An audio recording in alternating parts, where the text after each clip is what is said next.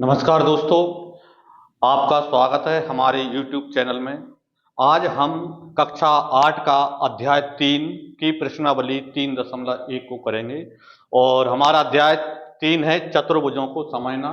यदि आपको चतुर्भुज, वर्ग, आयत, त्रिभुज को समझने में यदि कठिनाई आती है तो आपके लिए यह वीडियो बहुत ही महत्वपूर्ण होने वाली है, क्योंकि इसमें हम इन सभी के बारे में बहुत ही सरल भाषा में समझने वाले हैं।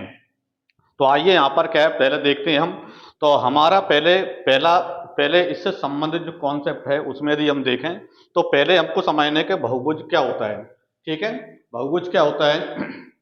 बहुभुज क्या होता है? केवल रेखा खंडों से बनी बंद जो आकृति होती है वो क्या कहलाती है? बहुभुज कहलाती है। केवल रेखा खंडों से बना सरल बंद जो आकृति है वो क्या कहलाता है? बहुभुज कहलाता है। यदि हम बहुभुज के प्रकार की बात करें तो बहुभुज जो होते हैं वो दो प्रकार के होते हैं। कौन कौन से? पहला होता है यहाँ पर उत्तल बहुभुज और दूसरा होता है अवतल बहुभुज।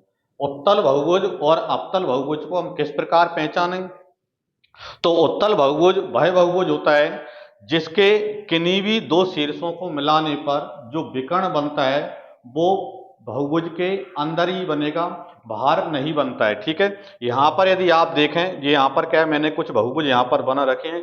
इनके किन्हीं भी शीर्षों को आप मिलाओगे, मतलब विकर्ण जब बनाओगे, इनका कोई भी जो विकर्ण होता है वो बाहर नहीं होता है, सभी के सभी विकर्ण अंदर होते हैं। ठीक है, दूसरा अवतल बहुभुज क्या होता है? तो अवतल बहुभुज में क्या होता है, कोई एक विकर्ण या एक से अधिक भी हो सकते हैं।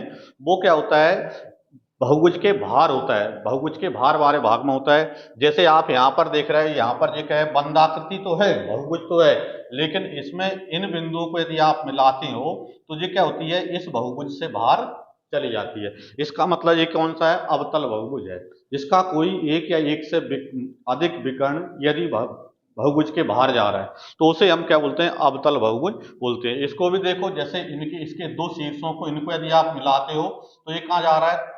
बहुभुज के बाहर बन रहे हैं, यानी कि कौन सा बहुभुज है? अवतल बहुभुज है यहाँ पर। ठीक है,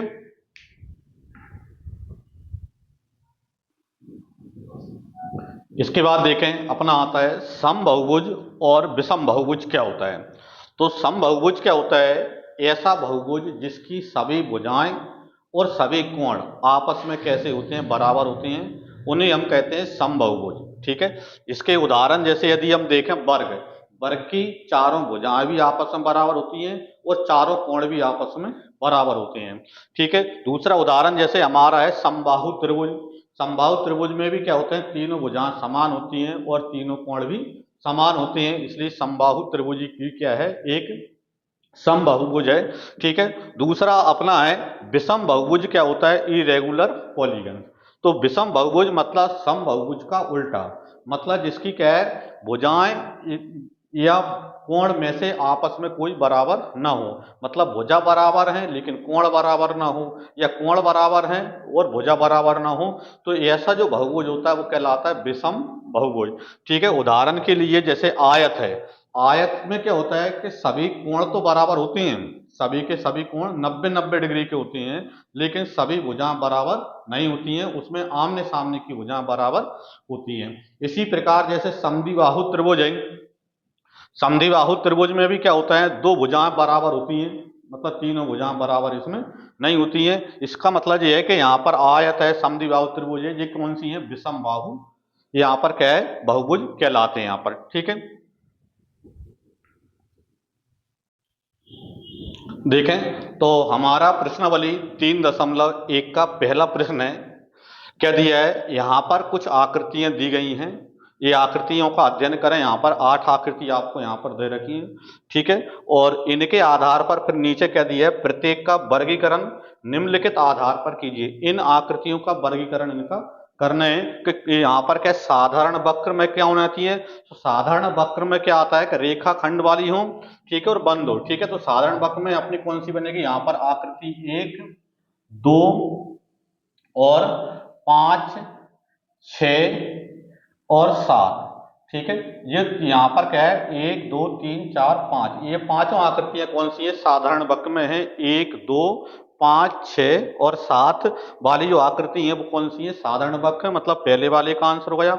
इसी प्रकार दूसरा क्या है? साधारण बंद वक्र। तो साधारण बंद वक्र भी यही है, मतलब कौन सी? यहाँ पर 1, 2, ठीक है, 5, 6 और 7, ठीक है, यही जो नंबर है यहाँ पर 1, 2, 5, 6, 7, यही आकृति कौन से? साधारण बंद वक्र हैं। फिर अगला सी वाला क्वेश्चन क्या है? बहुभुज। तो बहुभुज कौन सी होती है? तो बहुभुज मतलब यहाँ पर क्या है? जिसमें केवल रेखा हो। तो बहुभुज में यहाँ पर क्या है? 1 आ रहा है और 2 आ रहा है। इनमें यहाँ पर क्या? केवल रेखा वाला क्या बहुभुज कहलाता है। यानी आपकी आकृति क्या है? 1 वाली और आकृति 2 वाली, ये कौन सी यहाँ पर क्या है? बहुभुज है यहाँ पर, ठीक है। यहाँ पर क्या है? बहुभुज में 1 और 2 बहुभुज हैं। इसके बाद आता है आपका क्या है? उत्तल बहुभुज। तो उत्तल बहुभुज कौन सा है यहाँ पर? ये अपना यहाँ पर क्या है? 2 वाला, ठीक है। यानी कि यहाँ पर क्या है? आकृति 2 जो है उत्तल बहुभुज है, इसका कोई भी विकर्ण बाहर नहीं जाएगा। दूसरा अवतल बहुभुज। तो अवतल बहुभुज में यहाँ पर कौन सा आएगा? पहला वाला जो है वो अवतल बहुभुज में जाएगा, ठीक है, ये अवतल बहुभुज में जाएगा।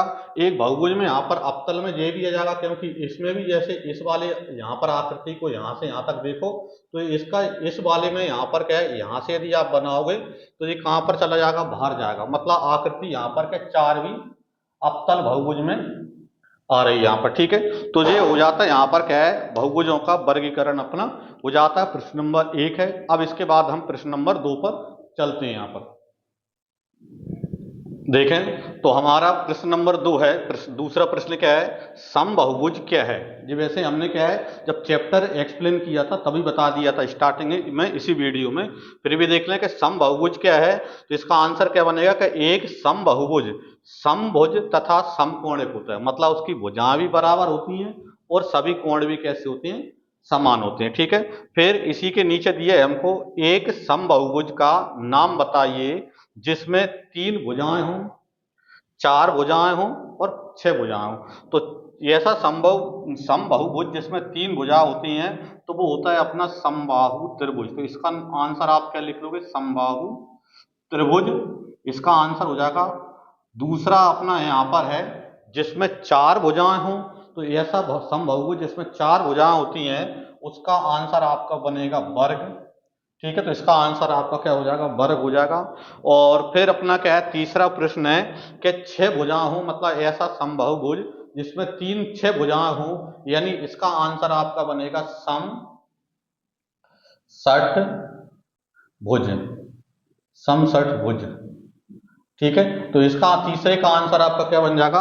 समषटभुज आपका आंसर इसमें बन जाएगा यहाँ पर, ठीक है।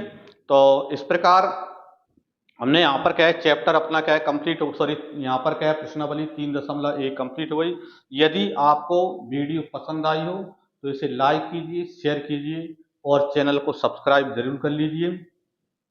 अगली वीडियो में मिलते हैं, अगली 3.2 के लिए अगली वीडियो में हम मिलते हैं। जब तक के लिए धन्यवाद। जय श्री राम।